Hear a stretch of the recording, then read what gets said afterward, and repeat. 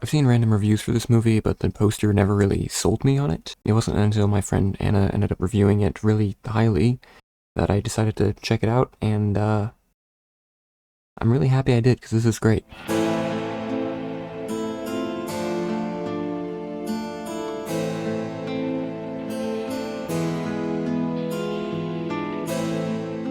Red Rooms by Pascal Plante is a thriller about a woman named Kellyanne who sits in on a court case about a murderer.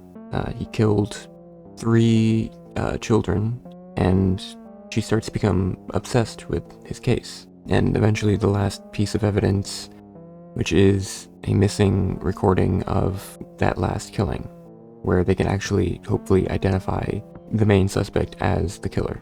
As the film goes on, Kellyanne becomes more and more determined to find the tape of the killing, the footage.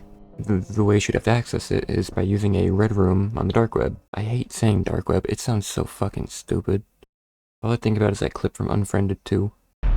Dude, this is dark web. She makes a lot of risky plays, including befriending Clementine, who is another woman who was sitting on the court case, because she is obsessed with the main suspect, fully believes he's innocent. There aren't really many great thrillers out there as of recent. I mean, there are obviously really good ones, but they're mostly hidden behind a bunch of action thrillers now, where it's this old guy has to come out of retirement because he needs to take down the fucking whatever. Who cares? But this is one that can be added to the list of great ones. Genuinely fantastic. Plante really shows, I'm really hoping I'm pronouncing his name right. I've heard multiple different pronunciations of it. I'm just going with the one that probably feels the best. Plante instantly shows that he has a really clinical style of filmmaking. A lot of people, on the fucking poster for the Blu-ray, it literally references David Fincher. And yeah, I can see why. It has a very clinical kind of feel to it, but it's very different. I love David Fincher, but there's a big difference. There's enough of a difference to where you'd watch this and be like, wow, this is something completely new and original.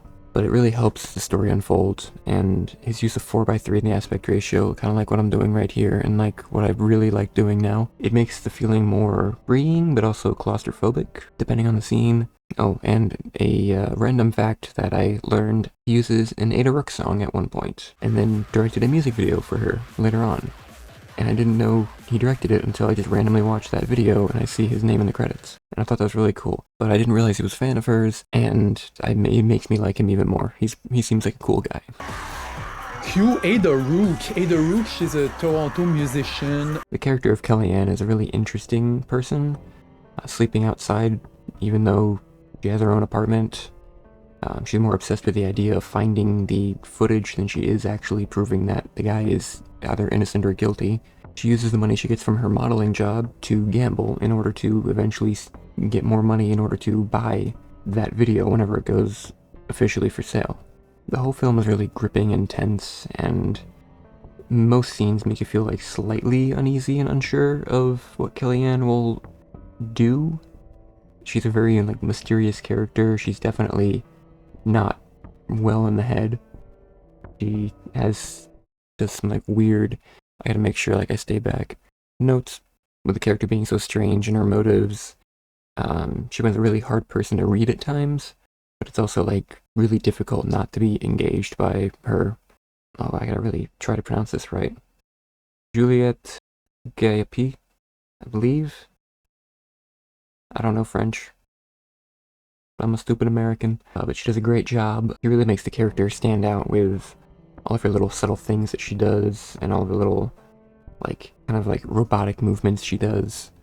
There's a scene where she shows Clementine one of the videos, and, well, Clementine is having, more of an emotional reaction. She's just kind of observing the video, she's seen it, so many times at this point, or she's just completely, what's the word I'm looking for?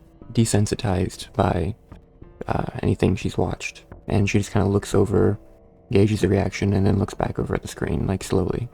And I thought that was really cool. I thought that was really telling of her as a character, and I thought it was cool. Without her, the character would still be good. It was a real well-written character, but I think Her performance really sells it, like, beyond anything it could have been. The film does a great job with an early scene in the court showing off the sound being the most important thing. There's not any real, they don't show any footage of the horror, any of the violence or anything like that. I think there might be like a couple frames of something, but they're hardly noticeable when the real thing is the audio. There's a lot to be done in the audio, and it fucking, ugh, it made my fucking skin crawl. It's great.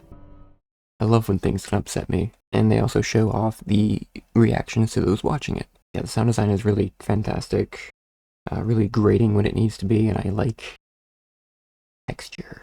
I don't know why I'm doing this, it just feels right. But it really helps to like raise the film to like a higher level than what it could have been if it just showed someone getting dismembered or something like that. But along with the sound, the cinematography is incredible. The cinematographer, Vincent Byron, his name looks a lot easier to pronounce than anyone else's.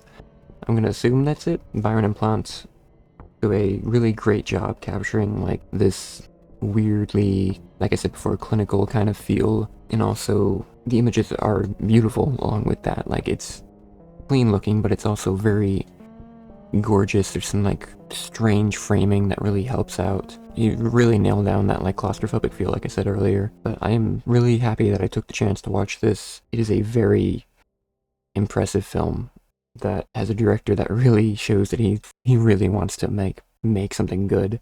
He really only made like mostly like short films, a documentary, a couple music videos, and like 2 or 3 feature films. I say only, and I have nothing to my name, and he has 17 credits, so I think he's kind of got the upper hand here.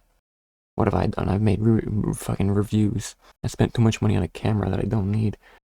Regardless of any of that, he's a name that oh my god, he's a name to keep looking out for, and I'm very excited to see whatever his next project is. I've watched a couple interviews with him, and he seems like he's just genuinely really passionate about filmmaking, and he just seems like a really cool guy, and I respect him a lot, especially when you can make a great movie while being passionate about film. A lot of people who love specific films go on to make something, and it's just, they realize it's not as easy as it might be. Like they might think it is.